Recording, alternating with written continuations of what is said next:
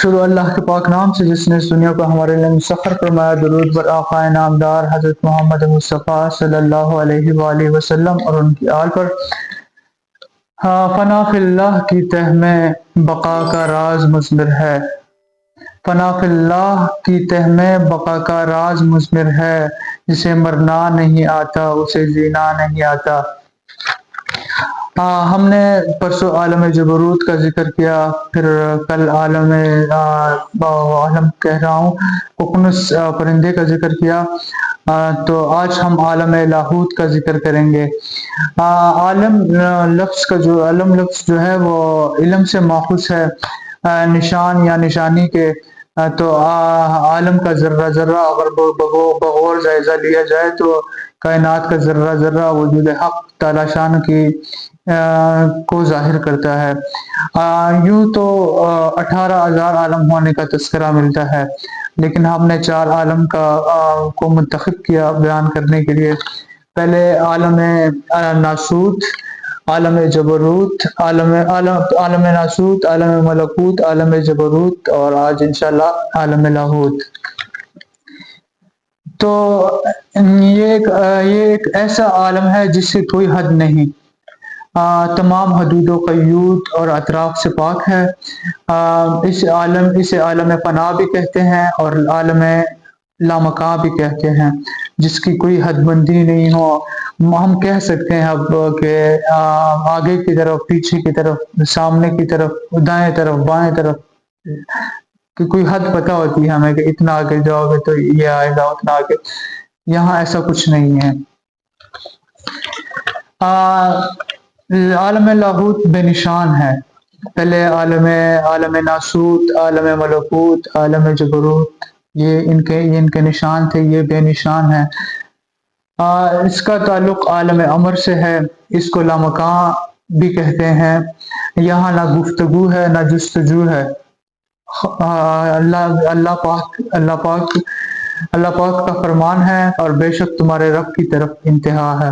اللہ پاک قرآن میں کہتے ہیں کہ بے شک تمہارے رب کی طرف انتہا ہے، سورۃ الطور آیت نمبر 420 یا 21۔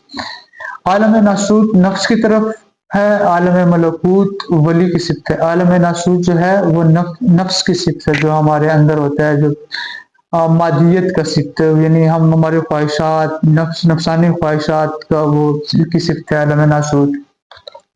عالم ملکوت ولی کی صفت ہے، جب انسان اللہ کی طرف، اللہ سے دوستی کر لیتا ہے تو وہ پھر اللہ کے ذکر، اذکار، مراقبہ ان چیزوں میں آ جاتا ہے، تو پھر وہ عالم ملکوت میں چلا جاتا ہے۔ عالم ملکوت کی صفت، عالم جبروت روح کی صفت ہے، اور عالم لاہوت رحمانیت اللہ کی صفت ہے۔ ہر ایک میں اس کے مناسب حال و مقام کی ایک خاص صفت ہے۔ نفس اس جہاں کی طرف مائل ہوتا ہے، ظاہر ہے ہم دیکھتے ہیں مقابلے میں لگے ہوئے ہیں کہ فلاں نے یہ والی گاڑی لی ہے تو میں اس سے اچھی والی گاڑی لوں گا، تو اس جہاں کی طرف مائل ہوتا ہے جو شیطان کا مقام ہے۔ لیکن دل بہشت جادواں کی طرف مائل ہوتا ہے، روح رحمان اور پوشیدہ اسرار کی طرف مائل ہوتی ہے۔ جو نفس کی مطابقت کرتا ہے اور دوزخ میں جاتا ہے، اور جو دل کا تابع ہوتا ہے وہ جنت حاصل کرتا ہے۔ روح کی مطابقت سے قرب الہی حاصل ہوتا ہے۔ اچھا، تو میں عالم لاہوت کا ذکر عالم لاہوت کا تو یہ میں نے بیان کر کے صفت کیا ہے، لیکن اس کے میں کچھ واقعہ بیان کر دوں کہ جب حضرت جبرائیل علیہ السلام نبی صلی اللہ علیہ وسلم کے ساتھ تھے، معراج شریف پر جا رہے تھے، تو جب عالم ملکوت تک آئے تو عالم ملکوت میں سدرۃ المنتہا بھی ہے۔ تو نبی جبرائیل علیہ السلام نے آپ آقا صلی اللہ علیہ وسلم سے کہا کہ اس سے آپ صلی اللہ علیہ وسلم سے اجازت لی، اور یا رسول اللہ کہ لامکاں کے مقام تک جانے تک میرے سکت نہیں ہے، میرے پر جل جائیں۔ کائنات کی ایک واحد ہستی ہمارے آقا صلی اللہ علیہ وسلم، نبی پاک صلی اللہ علیہ وسلم، جن کے پاس لامکاں تک جانے کی سند ہے، اور قرآن میں بھی اس کا ذکر ہے۔ آپ ہی وہی ہستی ہیں جن کو اللہ نے لامکاں تک رسائی دی۔ آپ کے پاس اس مقام فنا اور حدود و قیود اور اطراف سے پاک عالم کی سیر کی سند میں بھی، تو اس مقام کو مقام انتہا بھی کہتے ہیں۔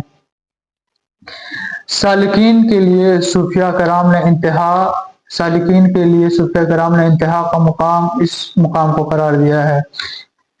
اس عالم کے نصاب کی بات کی جائے تو علم حقیقت اور اعمال حقیقت۔ اب علم حقیقت کیا ہے اور اعمال حقیقت کیا ہے؟ وہ اس عالم کا نصاب کو اس عالم کو نصاب کو پڑھانے والا مرشد کامل ہو، اور یہ مرشد کامل کے ہی ذمہ ہے کہ وہ اپنے مرید کو اس عالم کے نصاب سے بہرہ مند فرمائے۔ مرشد کامل کے بغیر کوئی مرید، سالک، کوئی عاشق، کوئی مجنوں اس مقام تک رسائی حاصل نہیں کر سکتا۔ رہبر کا ہونا ضروری ہے یہاں تک آنے کے لیے۔ یہاں تک آنا بہت مشکل ہے، ناممکن ہے، جب تک آپ کے سر پر کسی رہبر کا ہاتھ نہ ہو۔ اس مقام تک رسائی کرنے والے شخص مقام بشریت کے تمام تقاضوں سے نکل جاتا ہے اور اسے قرب الہی حاصل ہوتا ہے۔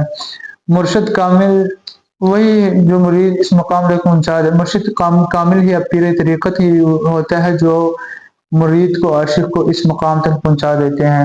اس کے ساتھ رسول صلی اللہ علیہ وسلم کا وسیلہ اور اللہ کی رحمت اور فضل، اور اپنی رحمت و فضل جسے چاہے قرب الہی عطا کر دے۔ اس مقام تک پہنچنے والے شخص عالم جبروت سے نکل کر عالم لاہوت میں چلے جاتا ہے۔ اس پر کسی قسم کی حدود لاگو نہیں ہوتی اور رب کی ذات کے روبرو پیش ہو جاتا ہے۔ آگے کیا ہوتا ہے آگے اللہ جانتا ہے بس، اور جو شخص وہاں جاتا ہے وہی جانتا ہے۔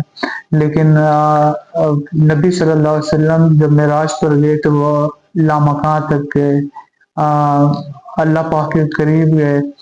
تو اللہ پاک ہمیں عمل کرنے کی توفیق عطا فرمائے، اور اللہ پاک ہمیں اپنے نیک صالحین اور صوفیہ کرام کا ساتھ عطا فرمائے۔ اس بات پہ ہم ویڈیو ختم کریں گے۔ ہدایت ان کا دروازہ کھٹکھٹاتی ہے جو ہدایت کے طلبگار ہوں۔ اگلی ویڈیو تک کے لیے اللہ حافظ۔